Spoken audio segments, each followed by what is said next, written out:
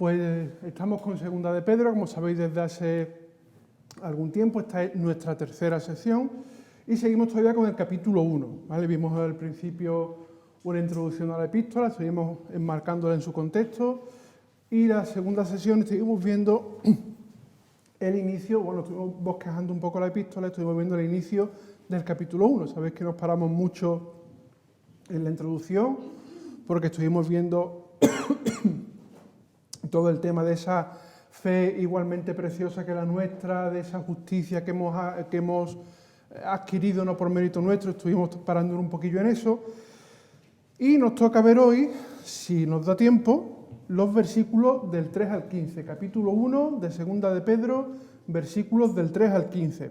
Y si recordáis, dijimos que en este capítulo 1, antes de meterse a hablar de los falsos maestros y de la apostasía, iba a tratar dos temas fundamentales. La primera era que somos participantes de la naturaleza divina y la segunda, testigos de la gloria de Cristo. ¿Por qué? Porque con eso iba a sentar las bases o iba a enraizar aún más los conocimientos para defenderse de los falsos maestros.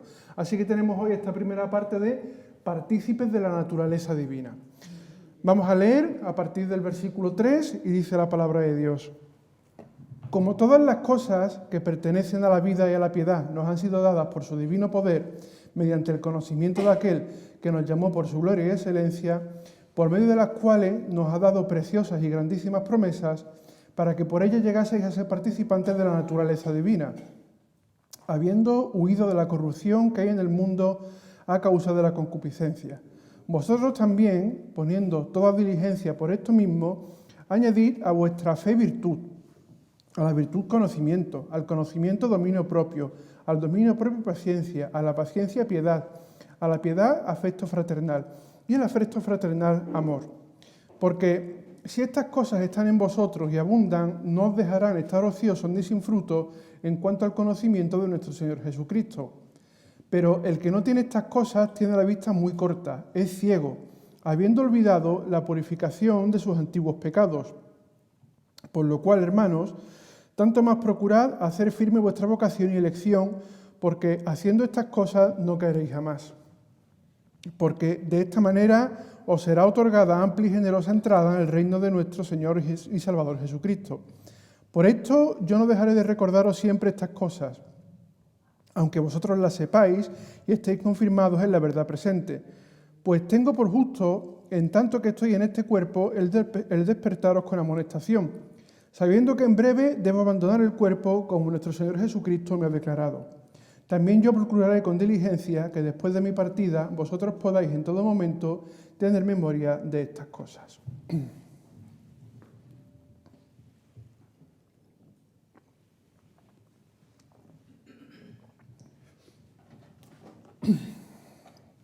Bueno, como decíamos, pertenece a esta primera parte de afianzamiento de la fe y se va a centrar, como hemos leído, en el participantes de la naturaleza divina. Si recordáis, veníamos del versículo anterior de ese gracia y paz, o sea, multiplicadas en el conocimiento de Dios y de nuestro Señor Jesucristo, y centrábamos que la piedra angular de esta epístola precisamente es el conocimiento, es el saber.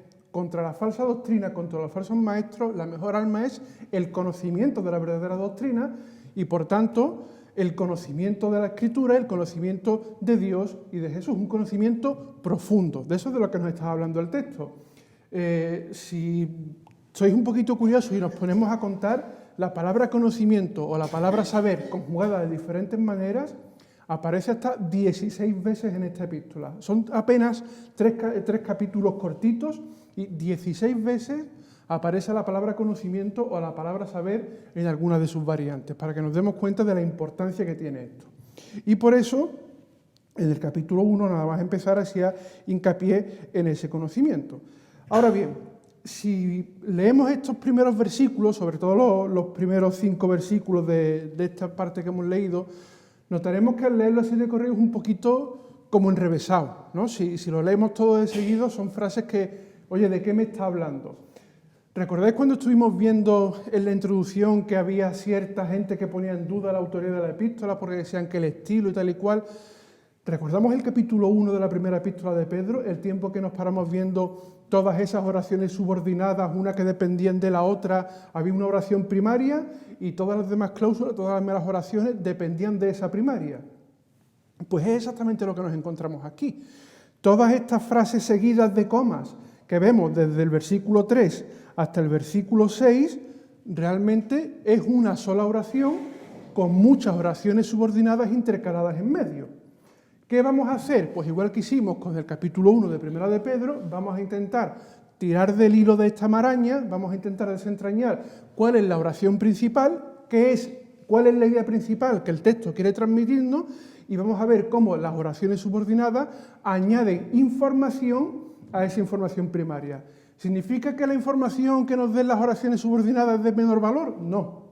Es una información añadida a la idea principal, que ahora veremos cuál es la idea principal y cuál es esa información extra o añadida que nos dan las oraciones subordinadas. Esto se entiende, ¿no? Lo que es una oración subordinada ya lo explicamos en su momento, cuando una depende de otra primaria, de una oración que está por encima. ¿Dónde comienza esta oración subordinada? Pues comienza con como todas las cosas que pertenecen a la vida y a la piedad. Esa es la oración principal, ahí va a comenzar. Como todas las cosas que pertenecen a la vida y a la piedad, y a partir de ahí viene una serie de oraciones subordinadas, una serie de ideas que complementan esta otra, pero ¿cuál es la idea principal del texto? ¿Qué es lo que nos está diciendo? ¿Cómo podríamos, digamos, saber cuál es la idea principal o la oración principal? Bueno, pues si quitamos toda la parte que hay en medio, desde pertenecen a la vida y a la piedad, nos quedamos con la información que da el versículo 5. La oración principal iría desde el principio del 3 hasta el principio del 5. Como todas las cosas que pertenecen a la vida y a la piedad, vosotros también poniendo toda diligencia por esto, añadid a vuestra fe y virtud. Esa es la oración principal. Como todas las cosas que pertenecen a la vida y a la piedad nos han sido dadas, vosotros tenéis que hacer esto. ¿Qué pasa? Que hay un montón de oraciones ahí en medio, ¿verdad? Que no nos podemos saltar. ¿De qué nos está hablando el texto y de qué nos habla cada una de estas oraciones subordinadas? Que, como ya vimos en su momento, es muy del estilo de Pedro y ya en el primer capítulo de la primera epístola se veía con claridad. Pues mirad, dice, todas las cosas, todas que pertenecen a la vida y a la piedad. ¿Pero qué es la vida y la piedad? La vida podría referirse en sentido genérico a la vida biológica, a nuestro día a día, pero estamos hablando de un sentido espiritual. Estamos hablando que venimos de gracia y paz, o sea, multiplicada en el conocimiento de Dios y nuestro Señor Jesucristo. Y venimos de una fe preciosa que tenemos que no nos pertenecía. ¿Recordáis cuando hablamos? Era una fe que se nos daba por la justicia que Jesús había cumplido en nuestro nombre. Era un regalo, se nos había otorgado. Así que, si seguimos ese hilo, esta vida evidentemente se está refiriendo a la vida eterna. Y vida eterna en el sentido de que no tiene ni principio ni fin. No pensemos que es solamente vida eterna en el momento en el que nos convertimos. De esto ya hemos hablado alguna que otra vez. Vida eterna es sin principio y sin final. Un concepto que a nosotros se nos escapa. Pues bueno, esta vida eterna, según el texto, se nos ha sido entregada. Nos ha sido dada. Y también nos ha sido dado todo lo que pertenece a ¿qué? A la piedad. ¿Y qué es la piedad? Yo creo que más o menos tenemos una idea aproximada de lo que es la piedad. A lo mejor quizás nos cuesta a veces explicarlo un poco o poner las cosas en detalle, pero supongo que la idea general de piedad sí que la tenemos. Pero mira, piedad básicamente está relacionado con la compasión, con la misericordia, pero también con la devoción que se tiene a Dios. Y está también relacionado, en definitiva, con la santidad. Si yo junto la vida eterna que me ha sido dada y la piedad que me ha sido dada, que me habla de devoción, de santidad, de misericordia, en definitiva estamos hablando de lo que podríamos llamar nuestra vida cristiana. Y dice el texto que todo, absolutamente todo lo relacionado con eso, nos ha sido dado. No es mérito nuestro. Normal, repito, si tenemos en cuenta que partíamos de que hemos alcanzado una fe por la justicia de nuestro Dios y Salvador Jesucristo, no por nuestra justicia, sino por la de Él. En el momento que esa justicia nos alcanza y somos participantes de esa justicia, se nos da todo, absolutamente todo lo relacionado con la vida eterna, la vida espiritual, o si queremos llamarlo, y con todo lo relacionado con la piedad, con la misericordia, con la santidad, con la devoción, con nuestra relación diaria con Dios. Incluso nuestra relación diaria con Dios no es mérito nuestro. Nos dice el texto que nos ha sido dado. Dice, como todas las cosas, o todo lo relacionado con eso, con la vida cristiana, nos ha sido dado, ¿por qué? Por su divino poder. El regalo no lo recibimos de alguien que es un cualquiera. Mira, a mí me puede parar por la calle uno y decirme, mira, te voy a dar un cheque por 1 millón de euros, ¿vale? Por poner un ejemplo que nos entendamos. Si yo no sé quién es esa persona, lo más normal es que me crea que eso no es de verdad. Porque, ¿cómo sé si ese cheque tiene fondos o no tiene fondos? ¿Cómo sé si eso es una estafa o no es una estafa? Ahora, si el que me para por la calle es Bill Gates o es un presidente de estos de una megacorporación enorme y tal y cual, y me da un cheque de 1 millón de euros, yo sé que ese cheque va a tener fondos. Y ya la cosa cambia. Entonces tenemos que tener en cuenta que aquel que dice que nos ha dado todo lo relacionado con la vida eterna y con la piedad, no es un cualquiera, nos ha sido dado ¿por qué? Por su divino poder. Ese es el respaldo que tenemos, que en definitiva nuestra vida espiritual no va a depender solo de nosotros y nuestros comportamientos, sino de aquel que está respaldando y refrendando aquello que nos ha sido dado, esa justicia, esa fe, esa vida eterna y esa piedad, esa misericordia que hemos recibido y que lo único que hacemos es aceptarla. Pero dice el texto, como todas las cosas que pertenecen a la vida y a la piedad nos han sido dadas por su divino poder, ¿mediante qué? Mediante el conocimiento. Volvemos de nuevo con la palabra conocimiento. Decía el versículo 2, el conocimiento de Dios y nuestro Señor Jesucristo traía ¿qué? Gracia y paz multiplicada. Bueno, pues ahora tenemos que todo, absolutamente todo lo relacionado con la vida cristiana nos ha sido dado por el poder de Dios, ¿mediante qué? Mediante su conocimiento, mediante conocerlo. ¿Qué mérito tenemos? Que hemos conocido al Dios que da este don, que da este regalo. No tenemos otro mérito más que ese. Dice, tú tienes todo lo relacionado con la vida y la piedad por el poder de Dios, porque lo has conocido. Literalmente el texto dice, por el conocimiento de aquel que nos llamó por su gloria y excelencia. Y aquí hay 3 partes fundamentales. La primera es que dice que aquel que nos da esto lo hemos conocido, ¿por qué? Primero, porque nos llamó. Y ese llamó es una acción. ¿En quién recae la acción de llamar? En el que está llamando. El que recibe la llamada es un sujeto pasivo. Yo estoy sentado y alguien me llama y entonces voy.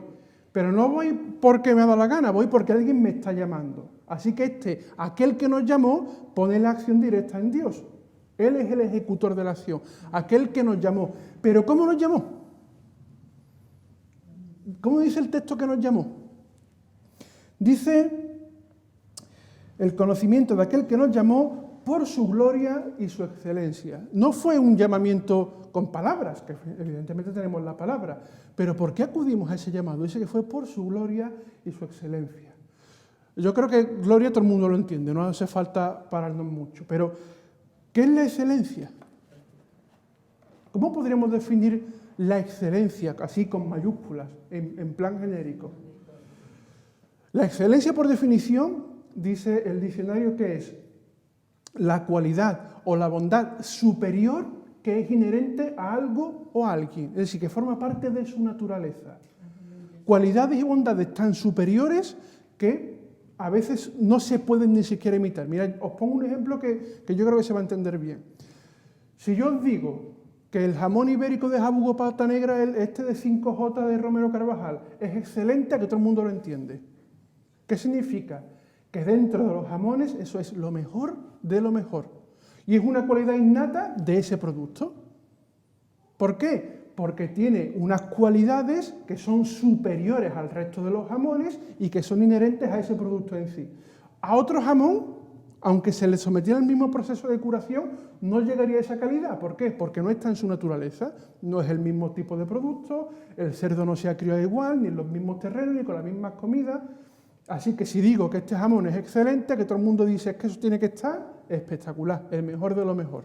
¿Entendemos un poco así lo que es la excelencia? Las cualidades superiores inherentes a alguien o a algo. Bueno, pues la palabra nos dice que Dios nos llamó por su gloria y por su excelencia. Algo que está por encima del común de la gente, algo a lo que no podemos llegar por mucho que nos empeñemos. Y me acordaba de Isaías 53, dice, lo veremos como más sin atractivo para que lo deseemos. ¿Y cómo es posible que el texto diga lo veremos sin atractivo para que lo deseemos? Porque claro, no estamos hablando de una atracción o de un deseo basado en el físico, en la carne, sino en lo espiritual. En esa excelencia, en esa gloria que Jesús mostró a cuentagotas cuando fue necesario en los evangelios. Y eso es lo que hizo que nos fuera atractivo, que lo deseáramos espiritualmente. Decíamos antes, cuando alguien nos llama, el que inicia la acción, el que recae la acción, es el que está llamando. Y yo lo que hago es ir. Pero fijaros aquí que el texto ni siquiera nos dice que nosotros respondamos a la llamada. No nos está diciendo, nos llamó y fuimos. No aparece eso por ningún lado, ¿verdad? ¿Qué es lo que dice el texto? Que Él nos llamó por su gloria y por su excelencia, nos sentimos atraídos por eso y gracias a eso, ¿qué? Lo conocimos. Vuelvo a poner el énfasis en el conocimiento. No hay mérito en responder a la llamada.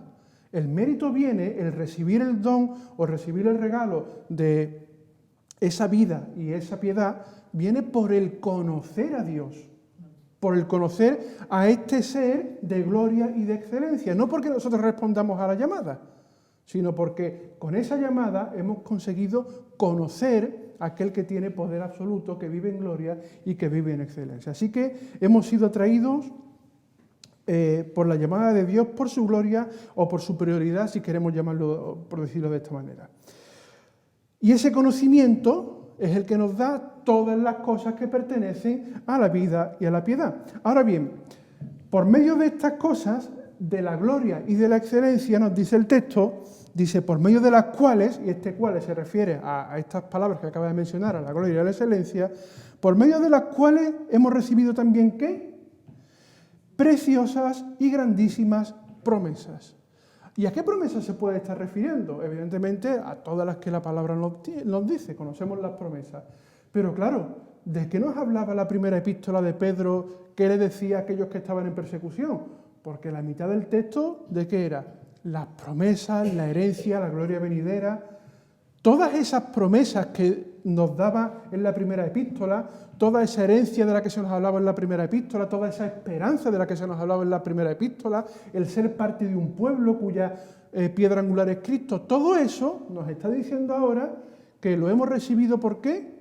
Por medio de esa gloria y de esa excelencia, por conocer, dicho de otra manera, por conocer a Dios gracias a esa gloria y a esa excelencia. O sea, son muchas ideas encadenadas unas con otras, pero vamos a intentar desgranarlas despacito, ¿vale? Todas las cosas que hemos recibido son por medio de la gloria y de la excelencia de Dios. Y gracias a eso se nos ha dado preciosas, como dice el texto, y grandísimas promesas. ¿Entendemos la unión? Esas promesas que tenemos no son tampoco mérito nuestro el haberlas aceptado. Vienen porque hemos conocido al Dios de la gloria y la excelencia y gracias a ese conocimiento podemos decir que todo lo que pertenece a la vida eterna y a la santidad nos ha sido entregado. Y con ellas vienen las promesas que vimos, entre otros puntos de la palabra, en la primera epístola, en los capítulos 1 y 2. ¿Vale? No hace falta que repitamos todas las promesas, porque yo creo que más o menos las conocemos. Y por esas promesas, y es la clave del texto y a donde nos va llevando toda la idea, gracias a esas promesas es por lo que tenemos la gran ventaja, lo que marca la diferencia, lo que Pedro va a usar para fortalecer a los lectores de la carta frente a los falsos maestros, que es el ser participantes de la naturaleza divina. Si no tuviéramos esas promesas, no tendríamos seguridad alguna en ser participantes de la naturaleza divina. ¿Y cómo somos participantes de la naturaleza divina? ¿Qué nos hace especiales? ¿Qué nos hace diferentes para poder decir yo soy participante de la naturaleza de Dios? Porque somos carne, estamos atados a un cuerpo carnal, con todas sus limitaciones, con todos sus puntos débiles, con todas las veces que nos equivocamos, Pero el texto dice que gracias a esas promesas que hemos recibido, con todo eso que ya hemos dicho, somos participantes de la naturaleza divina. Ya la semana pasada salía el texto de Efesios capítulo 2, versículo 6, que ya estamos para Dios literalmente sentados en los lugares celestiales con Cristo Jesús. Es una realidad. Nosotros aún no la vemos, pero espiritualmente para Dios ya estamos sentados en esos lugares celestiales. ¿Por qué estamos sentados en esos lugares aunque a día de hoy no lo veamos o no lo entendamos? Porque somos participantes de esa naturaleza divina. ¿Y cómo podemos ser participantes? Solo hay una manera, a través del Espíritu Santo. En el momento en el que el Espíritu Santo nos sella, es la propia naturaleza divina la que entra a morar dentro de nosotros. Sin eso sería imposible entender que el texto nos diga que somos participantes de la naturaleza divina. Mira, esto no es simplemente una cuestión de creer o no creer, estamos hablando de algo que es sobrenatural. Y a veces perdemos un poco la perspectiva de que la palabra nos habla de algo que es sobrenatural, que va más allá de la carne, del pensamiento o del entendimiento. Estamos hablando de que la palabra nos dice que el Espíritu Santo nos sella, y tenemos que entender el sello, no como el que le ponemos en las cartas, que eso se rompe, sino como el lacre, un sello, que eso era señal de norma, de ley, de cumplimiento. Cuando alguien ponía un sello, estaba dando su palabra de que aquello que estuviera en la carta estaba firmado por él. Pues ese es el sello que nos pone el Espíritu Santo. Y una vez que el Espíritu Santo mora dentro de nosotros, somos participantes de la naturaleza divina por las promesas que se nos han hecho. ¿Cuáles eran las promesas? Que somos coherederos de Cristo, coherederos de su gloria y que nos espera un futuro glorioso, como ya estudiamos en su tiempo, en Apocalipsis. Y eso viene todo del conocimiento de Dios. El único mérito aquí es que hemos conocido a Dios. Y la palabra ya nos ha dicho que ni siquiera hemos conocido porque hemos respondido a su llamada, sino porque nos hemos sentido atraídos por su gloria y por su excelencia, por su superioridad. Esas son las promesas que hemos recibido y eso es lo que nos hace participantes de la naturaleza divina. Ahora bien, todo esto suena muy bonito y suena que bien, que me han dado todo hecho y todo mascado. Pero hay una parte que es fundamental en el texto y que nos va acercando al tema principal de la epístola. Dice, por medio de los cuales nos ha dado preciosas y grandísimas promesas para que por ello llegase a ser participante de la naturaleza divina, que, habiendo huido de la corrupción que hay en el mundo a causa de la concupiscencia. Si somos de verdad participantes de la naturaleza divina, si el Espíritu Santo de Dios mora en nosotros, la consecuencia lógica es que tenemos que huir de la corrupción del mundo. No puede haber mezcla. Y tiene sentido, si hablamos antes de que la piedad está relacionada con la santidad, que el texto nos diga, como tienes esto, como se te ha dado, se te ha otorgado, y eres participante, no por mérito tuyo, de la naturaleza divina, tienes que huir de la corrupción del mundo. ¿El mundo está corrupto? Bueno, la palabra no deja lugar a dudas sobre eso. No es una frase condicionante. No está diciendo si hay corrupción en el mundo, no. Dice, habéis huido de la corrupción del mundo. ¿Y cuál es la fuente de la corrupción del mundo según el texto? ¿Cuál es la causa de la corrupción? La concupiscencia. ¿Recordáis lo que era la concupiscencia? Que ya lo estudiamos en su momento. Era el deseo o el anhelo exacerbado fuera de sí, sin control, por los bienes materiales o por los placeres de la carne. Eso es la concupiscencia. El anhelar todos los placeres del mundo, ya sean materiales, sean carnales o de cualquier índole. Y dice la palabra que cada uno es tentado según ¿qué? Según su propia concupiscencia. Según nuestros propios deseos carnales, somos tentados. Y si el texto dice que el origen de la corrupción del mundo es la concupiscencia, ¿a dónde nos lleva entonces nuestra propia concupiscencia?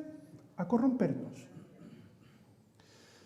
Dicho de otra manera, Dios nos ha dado por su conocimiento las herramientas necesarias para huir de la corrupción de nuestra propia carne. Tenemos concupiscencia dentro de nosotros, a todos nos gusta mejorar, a todos nos gusta tener, a todos nos gusta... Tenemos anhelos, ¿verdad? ¿Qué ocurre? Que la concupiscencia es cuando llevo ese anhelo al extremo y convierto el anhelo en mi prioridad. Y eso al final me va a llevar a la corrupción espiritual, porque el texto nos está hablando de eso, de la corrupción espiritual del mundo, no está hablando de corrupción en sentido material, sino de que nos corrompemos espiritualmente cuando nuestro anhelo no está en ser fieles hijos de Dios según nuestra naturaleza divina, sino en saciar los deseos de nuestra carne, seas cualen seas. Pero la ventaja es que, oye, como se os ha dado todo esto, como os ha sido otorgado todo esto que hemos dicho, tenéis los medios necesarios para huir de la corrupción del mundo y para poder mantener esa concupiscencia, esos deseos de la carne a raya.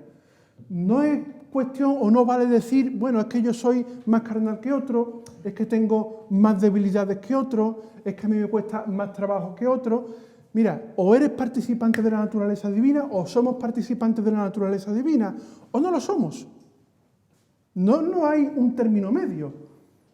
¿Por qué? Porque hemos dicho que lo que marca el ser participantes de la naturaleza de Dios es tener el Espíritu Santo. Y el Espíritu Santo se tiene o no se tiene. No entra y sale, no va y viene, no, hoy estoy muy bien espiritualmente y entonces sí, pero mañana a lo mejor me dejo llevar por mi concupiscencia y ya entonces no, ya no me interesa ser participante de la naturaleza divina. O no me interesa ser participante en este momento que no quiero que nadie me moleste.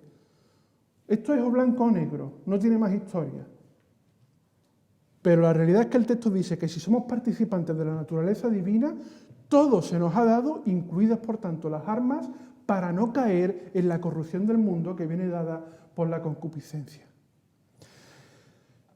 Esas son las frases subordinadas, esas son las frases que hemos dicho que añaden información adicional a la cláusula principal que empezaba con como todas las cosas que pertenecen a la vida y a la piedad os han sido dadas, os han sido entregadas, os han sido regaladas, dice el texto, como todo lo que pertenece a esto os ha sido dado, vosotros también, y este también significa que esta es la parte que nos corresponde, la parte que sí que tenemos que poner de nosotros, sabiendo que lo demás nos ha sido dado, dice, vosotros también tenéis que. ¿Y qué es lo que tenemos que hacer? Mirad, voy a parafrasear lo que sería la idea principal de este texto, una vez que hemos visto todas esas cláusulas secundarias, para ver si así entendemos mejor. Esto es una paráfrasis usando palabras del texto. Como todas las cosas relativas a la vida eterna y a la piedad nos han sido dadas por conocer a Dios, es decir, eso sería la idea principal de todas estas oraciones subordinadas que hemos visto, nosotros tenemos que ser diligentes en añadir a nuestra fe una serie de cosas. Esa sería la idea principal. Los versículos del 3 al 5, con todas esas oraciones separadas por comas subordinadas, lo que nos quieren decir es exactamente eso. Como todas las cosas relativas a la vida eterna y a la piedad nos han sido dadas por conocer a Dios, nosotros de nuestra parte lo que tenemos que hacer es ser diligentes en añadir a nuestra fe una serie de cosas. ¿Y qué es ser diligente? ¿Qué es actuar con diligencia? Es hacerlo con rapidez, hacerlo con entusiasmo, hacerlo con ganas, poniendo esfuerzo. Cuando alguien es diligente haciendo un trabajo, es que lo hace bien y poniendo lo mejor de sí mismo. Mirad, yo puedo hacer un trabajo y hacerlo porque tengo que cumplir expedientes y si está hecho, pero si soy diligente haciendo el trabajo, lo voy a hacer rápido, lo voy a hacer lo mejor posible y cuando haya terminado, repasaré a ver si puedo mejorar algo. Eso es ser diligente. Ese es alguien que de verdad pone interés en lo que está haciendo. Bueno, pues el texto dice, vosotros, como dice, poniendo toda diligencia en esto mismo, poniendo todo vuestro interés, todas vuestras ganas, todo vuestro tiempo, toda vuestra prisa, incluso si queremos decirlo, prisa no en el sentido de hacerlo mal, sino de, oye, esto tengo ganas de hacerlo y voy a empezar a hacerlo ya. Pues, como consecuencia de todo eso, de que se te ha dado todo esto que hemos visto, como consecuencia de que se te ha entregado todo esto, principalmente el ser participante de la naturaleza divina, la parte que tenéis que poner, la parte que nosotros tenemos que poner es esta. Y nos da una serie de cosas que tenemos que añadir ¿a qué? A nuestra fe. ¿Y qué es la fe? ¿A qué fe se está refiriendo? Pues evidentemente a la fe del versículo 1 de este capítulo 1. Esa fe igualmente preciosa que decía el apóstol Pedro. Esa fe que no hemos recibido por mérito, sino por la justicia de Dios y nuestro Salvador Jesucristo. Una justicia que recibimos a través de ¿qué? Del conocimiento. ¿Veis cómo la idea sigue siendo la misma? A pesar de todas estas oraciones subordinadas pequeñitas que añaden información extra. Pero como tú has recibido una fe preciosa, valiosa, incalculable en valor, y la has recibido por la justicia que Jesús ha cumplido y que tú eres partícipe de ella y por tanto también se te hace partícipe de la naturaleza divina, tu parte en esto, tu misión, es hacer esto que sigue. Y esto es una parte activa. Esto ya no es una cuestión de sentarse y recibirlo. Ya hemos recibido el premio gordo, que es ser participante de la naturaleza divina. Pero oye, que no vale solamente con un conocimiento teórico. Evidentemente estamos hartos de repetir que la salvación viene por fe y que es un don de Dios. Es una gracia, una dádiva. Pero eso no significa que yo tenga que quedarme todo el día sentado pensando en la musaraña o en lo privilegiado que soy porque el Espíritu Santo me ha sellado y soy participante de la naturaleza divina. La palabra dice que tenemos que añadir con diligencia una serie de cosas a esa fe que se nos ha regalado y que se nos ha otorgado, a esa fe igualmente preciosa.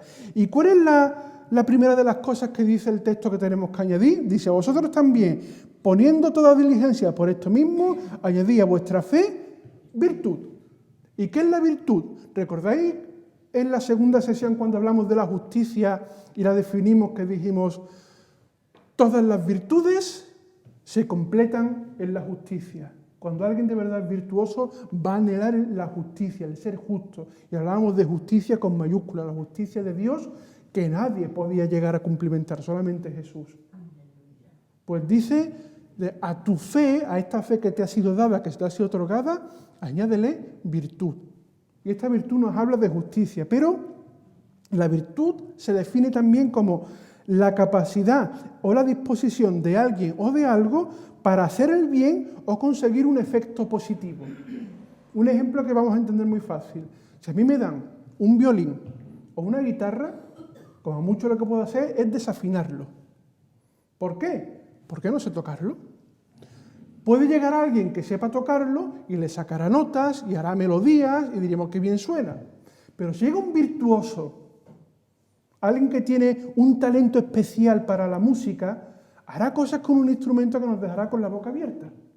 ¿Por qué? Porque va a sacar de ese instrumento la capacidad para hacerlo bien. Es decir, el efecto positivo del que nos hablaba la virtud. Y hay gente que es virtuosa en la música, igual que hay gente que es virtuosa con un ordenador o es virtuosa en la cocina.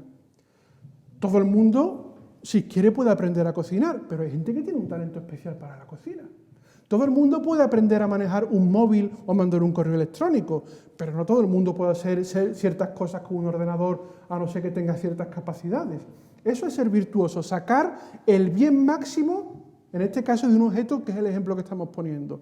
¿Y qué cambia? Porque el objeto es el mismo, es una guitarra, es un violín, es un fogón o es un ordenador. El objeto no cambia, el objeto tiene la capacidad de sacar algo positivo. ¿Qué cambia?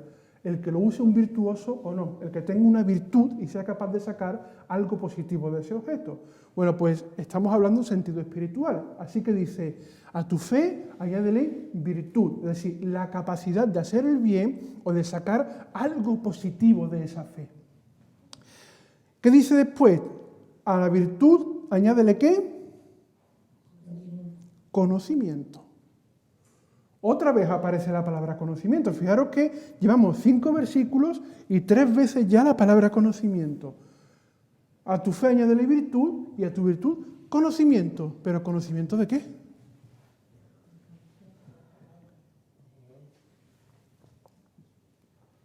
Podemos entenderlo de dos maneras. Conocimiento de Dios, evidentemente. Si ahondamos en la palabra, vamos a conocer, como decía el texto, a nuestro Dios y Salvador Jesucristo. Pero hemos dicho que el conocimiento de Dios ya nos daba el acceso a todo lo relacionado con la vida y la piedad y el acceso, por tanto, a la naturaleza divina. Aquí que está hablando de lo que tenemos que poner de nuestra parte activa, de lo que tenemos que añadir con diligencia, quizás el conocimiento se refiere a otra cosa. ¿Recordamos a quién va dirigida originalmente esta epístola? A los mismos de la primera. ¿Y quién eran los de la primera? Los que estaban en persecución. Personas que están en situación de riesgo extremo. Este conocimiento, aparte de conocer a Dios, evidentemente, también hace referencia a conocernos a nosotros mismos. Dicen que no hay mayor victoria sobre el orgullo que conocerse a uno mismo. En el sentido de que si me conozco a mí mismo, voy a conocer mis puntos débiles, cuáles son las cosas en las que flaqueo, cuáles son las cosas en las que tengo que mejorar, cuáles son esas cosas en las cuales mi concupiscencia me puede tentar porque tengo un anhelo exacerbado por conseguirlas. Eso lo sabemos. El problema es que a veces no queremos saberla o no queremos enterarnos y no tenemos un momento de introspección para conocernos a nosotros mismos. Pero si yo quiero tener virtud y poder sacar algo positivo con esa fe, tengo que conocerme y saber cuáles son mis puntos débiles. Así que tengo que conocer a Dios, evidentemente, porque es la fuente de todo, pero también conocernos a nosotros mismos. Por eso, ¿qué es lo siguiente que dice que hay que añadir? Al conocimiento, dominio propio. ¿Veis cómo ahora encaja mucho mejor? Cuando me conozco, cuando sé qué es lo que me tienta, cuál es esa concupiscencia que me puede llevar a la corrupción y alejarme de esa naturaleza divina, entonces puedo ejercer dominio propio. Dicen que la mayor victoria del hombre es dominarse a sí mismo. El tener dominio propio nos puede sacar de muchos atolladeros ya en el día a día. No estoy hablando ya espiritualmente, sino en el día a día. Pero cuando hablamos espiritualmente, cuando hablamos de esa corrupción del mundo, el tener dominio propio, autocontrol, el negar la carne, porque espiritualmente estamos hablando de negar la carne con todos sus deseos, eso proviene del autoconocimiento. Así que dice al conocimiento, dominio propio. ¿Y el dominio propio qué? Paciencia. Claro, si entendemos que él está hablando a los que están en persecución, tiene mucho sentido, porque ¿qué es la paciencia? ¿Cómo definimos la paciencia? Porque es algo más que esperar, ¿verdad? Esperar podemos esperar. Esperar con paciencia es diferente. Yo puedo esperar y desesperarme. Decir, oye, es que llevo esperando mucho tiempo. Esperar con paciencia es esperar al momento justo. Pero la paciencia también nos habla de soportar el sufrimiento. Eso también es esperar pacientemente. Claro, a aquellos que están en persecución, esto le tiene mucho más sentido. No es para nosotros, evidentemente es para nosotros, pero para ellos tendría mucho más sentido.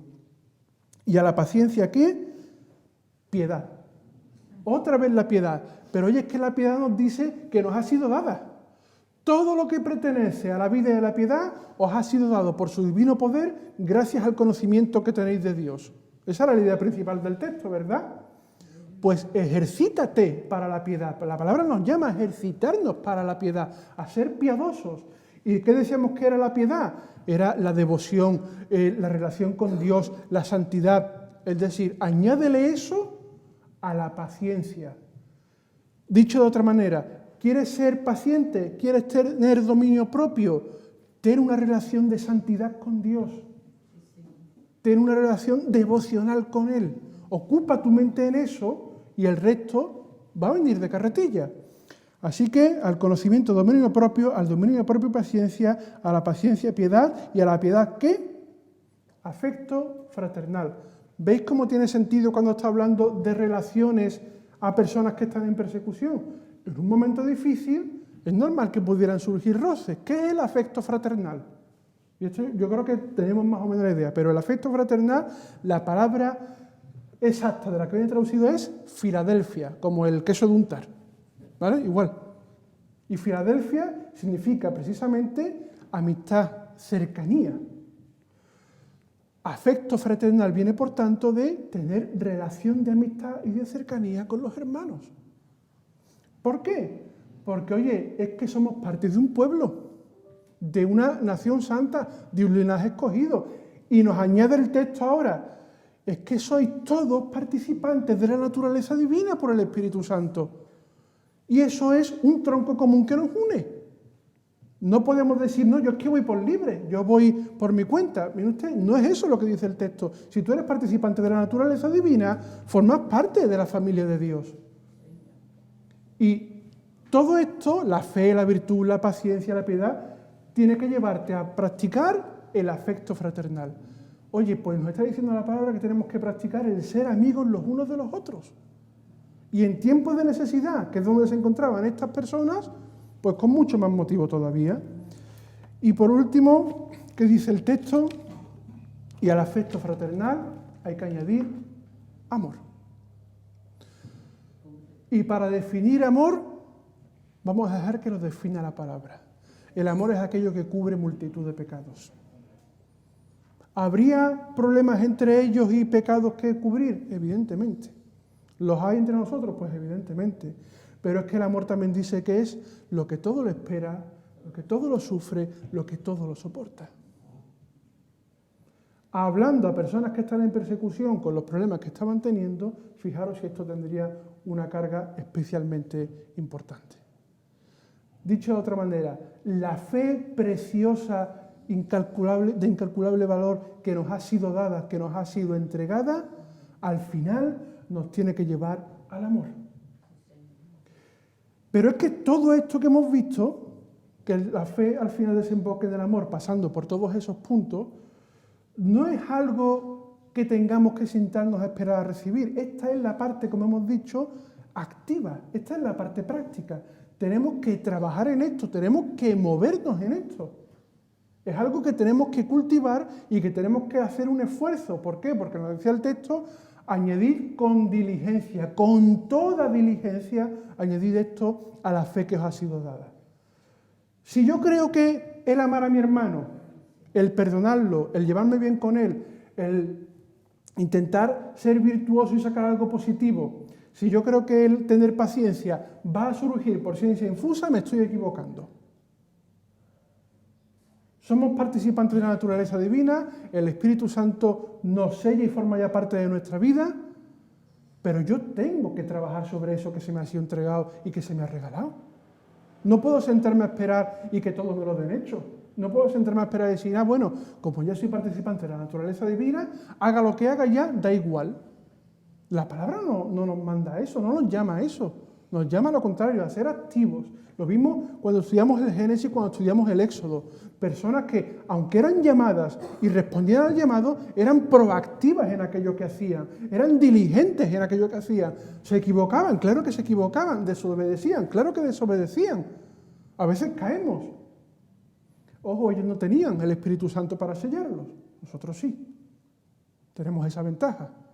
Así que dice el texto, tú ocúpate de manera activa, con toda diligencia, en trabajar esto, en cultivar esto, sobre la base que te ha sido dada y que te ha sido entregada. Ojo, ¿significa eso que yo pongo de mi parte en la salvación? No, la base es la base. En la base no pintamos nada. Nos ha sido dado, nos ha sido entregado por conocer al Dios de la gloria y la excelencia. Pero tenemos una parte fundamental en la que tenemos que andar y tenemos que caminar. Añadir a nuestra fe virtud, a la virtud conocimiento, al conocimiento dominio propio, al dominio propio paciencia, a la paciencia amor fraternal, todo lo que ya conocemos. ¿Por qué? Dice el texto. ¿Por qué todas estas cualidades debemos buscarlas y practicarlas diariamente partiendo de la base que se nos da? Porque dice el texto, porque si estas cosas están en vosotros y ¿qué? Y abundan, espérate porque esto mete una cláusula nueva. No es solo con que, bueno, sí, yo sé que tengo que ser piadoso, sé que tengo que tener más afecto fraternal, sé que tengo que ser más paciente. No, que abunden. ¿Sabéis lo que es abundar? Cuando algo rebosa. Cuando algo ya dice, mira, es que tengo tanto que me sobra. Pues dice que si estas cosas están en vosotros y abundan, es decir, hay que poner mucha diligencia en trabajar esto, que dice, no dejarán estar ociosos ni sin fruto, ¿en cuanto a qué? En cuanto al conocimiento de nuestro Señor Jesucristo. Cuarta vez que aparece la palabra conocimiento en apenas 8 versículos. O sea, 6 la media, es una vez cada 2 versículos. Es decir, que si yo practico todo esto con toda diligencia como el texto me manda, y esto abunda en mi vida, no me va a dejar estar ocioso. Y la palabra ocio hoy en día es como la panacea. Yo creo que la palabra ocio es la concupiscencia del siglo XXI. Invierte en tu ocio, tienes que tener un tiempo de ocio, tienes que tener un tiempo para ti mismo, recréate en tu ocio, disfruta de la vida porque es corta. Todo eso está relacionado con el ocio. ¿Es malo que tengamos cierto tiempo de ocio? No. Pero ojo, que una cosa es tener un tiempo de ocio y otra es estar ocioso. Estar ocioso es una actitud.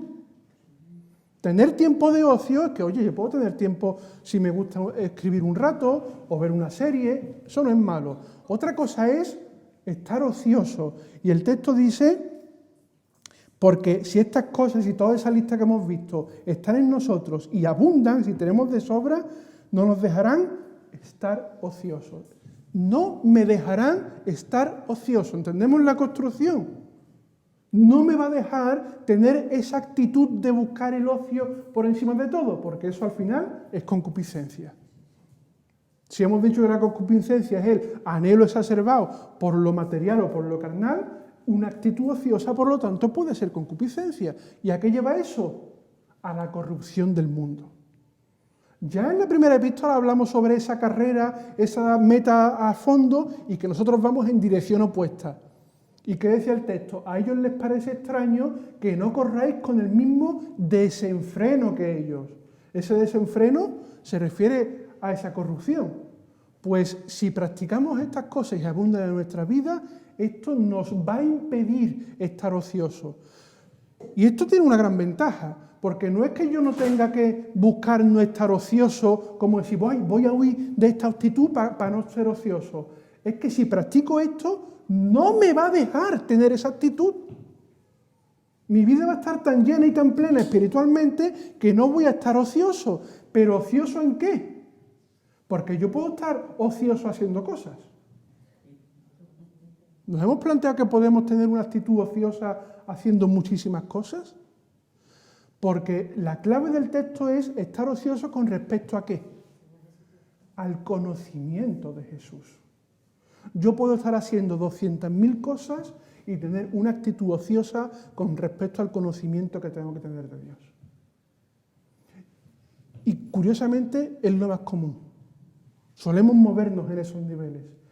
Me vuelvo ocioso en no conocer a Jesús a través de la palabra, de la oración, del conocimiento, como se ha repetido 4 veces en el texto, porque hago tantas cosas que me he vuelto ocioso en mi relación con Dios.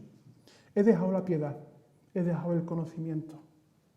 Me he olvidado, por tanto, de las bendiciones físicas y espirituales que he recibido por conocer a Dios. Y aquí puede entrar cualquier cosa que hagamos en el día. Si le está quitando tiempo a Dios, me está volviendo ocioso en conocer a Jesús. Y el texto avisa. Mira, dice, pero el que no tiene estas cosas, es decir, toda esta lista que hemos visto que tenemos que cultivar sobre la fe que nos ha sido dada, ¿qué dice? Tiene la vista muy corta, es ciego. ¿Nos hemos planteado alguna vez lo que significa ser ciego? ¿Habéis intentado alguna vez andar con los ojos cerrados o en oscuridad? Lo menos que nos puede pasar es que le peguemos con la silla al dedo chico. Eso hay un imán. Tú te levantas a oscuras y le pegas a la pata de la cama, a la pata de la silla y van todos al dedo chico. Oye, imagínate lo que es estar ciego. Y ahora imagínate lo que es estar ciego espiritualmente. ¿Qué me está diciendo el texto? Que si yo no cultivo estas cosas y las practico con diligencia en mi vida, voy a estar ocioso en el conocimiento de Jesús hasta tal punto que voy a estar ciego espiritualmente, que no me voy a dar cuenta de que tengo una actitud ociosa en conocer a mi Señor. Que no me voy a dar cuenta de que estoy metido en el barro de la corrupción del mundo hasta aquí. El que está ciego no ve, no ve. Dice, tiene la vista muy corta, está ciego. Dice, habiendo olvidado la purificación de sus antiguos pecados. Oye, más claro agua. No practicamos esto. Mirad a lo que nos puede llevar. ¿Por qué? Porque la corrupción del mundo está ahí, la concupiscencia sale de nosotros. Si no cultivo todas estas cosas, añadiendo a la fe que me ha sido dada toda esta serie de características, me vuelvo ocioso porque no voy a tener tiempo para conocer a nuestro Dios y Salvador Jesucristo, como decía el versículo 2 de este capítulo 1, y eso me va a hacer ciego, me va a hacer olvidarme de dónde he sido rescatado, de lo que se me ha perdonado. ¿Y a qué nos lleva? A la corrupción del mundo. Si no construyo sobre la fe que me ha sido dada, al final la cosa no va a acabar bien, porque me vuelvo ciego espiritualmente. Pero el que no tiene estas cosas tiene la vista muy corta, es ciego, habiendo olvidado la purificación de sus antiguos pecados. Y claro, ya la conclusión que tenemos es lógica, por lo cual, es decir, como conclusión, como colofón a todo esto, dice, hermanos, tanto más procurad hacer firme vuestra vocación y elección, porque haciendo estas cosas que no caeréis jamás. Claro, si yo cultivo todas estas cosas espiritualmente, si tengo tiempo e invierto ese tiempo con diligencia en conocer al Dios y Salvador, en conocer al Dios de las Escrituras, en tener una relación de piedad con Él, de devoción y de santidad, eso me protege de la caída. Eso ya lo veremos en su momento. Es otra de las facetas de la gracia, el protegernos del pecado que nos rodea. Pero dice, procurad hacer firme vuestra vocación y elección, porque haciendo estas cosas no queréis jamás. Porque de esta manera os será otorgada amplia y generosa entrada en el reino de nuestro Dios y Salvador Jesucristo. ¿Significa esto que yo me salvo haciendo estas cosas? No. La fe nos es dada por la justicia que Jesús llevó a cabo en la cruz. Esto lo dejamos clarísimo, no depende de nosotros. Ahora bien, lo que yo construya sobre esa fe sí que depende de mí. El no estar ocioso en seguir conociendo. Por esto, yo no dejaré de recordaros siempre estas cosas, aunque vosotros las sepáis. Y esto me encanta porque, oye, que yo sé que lo sabéis, pero dice Pedro, no voy a dejar de recordároslo nunca, porque es que es fundamental. Y más aquellos que estaban en persecución, a los que era fácil poder sacarle los pies del tiesto, porque, oye, la persecución, el miedo, la prueba, a veces nos lleva a la debilidad. ¿Y qué pasa? Que los falsos maestros se estaban aprovechando de eso para sembrar esa semilla de discordia. Así que Pedro les dice, aunque vosotros sabéis esto, yo no voy a dejar de repetirlo para que lo tengáis presente siempre. Dice, aunque vosotros lo sepáis y estéis confirmados en la verdad presente, pues tengo por justo, en tanto que estoy en este cuerpo, el despertaros con amonestación. Esto es lo justo, era lo correcto. Voy un poco rápido porque esto ya no tiene tanta dificultad en entenderlo como lo anterior.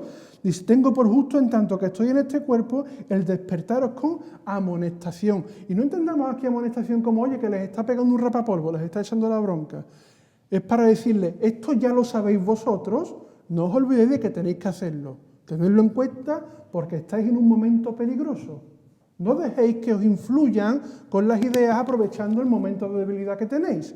Así dice, tengo por justo en tanto que estoy en este cuerpo el despertaros con amonestación, sabiendo que en breve debo abandonar el cuerpo como nuestro Señor Jesucristo me ha declarado. Ya lo vimos en la introducción, ¿recordáis que hablamos de este texto? Este era de estas bases internas que nos da más fidelidad de que el que está escribiendo esto es Pedro. ¿Por qué Pedro hace hincapié en este capítulo 1 en esto? Porque precisamente, y lo hemos visto ya como una de las cosas que hacían los falsos maestros, que eran, falsificaban las cartas. Fijaros qué grado de maldad. En un tiempo donde las comunicaciones eran las que eran, si a ti te llegaba una carta firmada por Pedro o firmada por Pablo, tú la leías en la iglesia, claro, oye, es que viene de Pedro, viene de Pablo. Y esto eran cláusulas que ellos metían para decir, mirad, que esto lo estoy escribiendo yo, que esto no hay un impostor que esté tomando mi lugar. Él mismo dice, yo ya sé que me queda poco tiempo de estar entre vosotros porque Jesús así me lo dijo, así lo profetizó. Nadie más que él podía saber esto. Pero la clave aquí no es tanto el que él diga, yo sé que me queda poco tiempo, sino en qué está usando el poco tiempo que le queda. Esa es la clave. Dice, me queda poco tiempo para estar en este cuerpo y ese poco tiempo creo que lo justo es que os amoneste y que os recuerde lo que ya sabéis para que lo pongáis en práctica, no seáis ociosos, conozcáis a nuestro Dios y Salvador y de esa manera no caigáis en la corrupción del mundo. Este es el resumen básicamente de estos 15 versículos. recordad lo que sabéis, ponedlo en práctica, construid sobre la fe que os ha sido dada, no seáis ociosos en conocer a Jesús como vuestro Salvador, y de esta manera no caeréis en la corrupción del mundo ni os dejaréis influir por todos esos falsos maestros que, aprovechando el momento de dificultad que tenéis, están sembrando discordia entre vosotros. También yo procuraré con diligencia que después de mi partida vosotros podáis en todo momento tener memoria de estas cosas. ¿Cómo? Pues mira tú qué fácil, dejándolo por escrito. Por eso, si quiero no ser ocioso, ¿qué tengo que hacer? Ir a la memoria de las cosas que ya sabemos. Repasar lo que ya sabemos. Conocer a través de la palabra a nuestro Dios y Salvador Jesucristo. Y sobre ese conocimiento, a la fe que me ha sido dada, añadir virtud, a la virtud conocimiento, al conocimiento, toda esa lista de cosas. Y esto es la pescadilla que se muerde la cola. Haciendo eso, no estaré ocioso, conoceré y mejor construiré. Pues dejamos aquí esta parte del capítulo 1, nos quedaría por ver, por lo tanto, la manifestación de la gloria de Cristo, que va a ser el segundo punto que Pedro va a usar antes de meterse en defensa de la fe contra los falsos maestros. Pues por mi parte, poco más que añadir. Si terminamos con los anuncios y oración.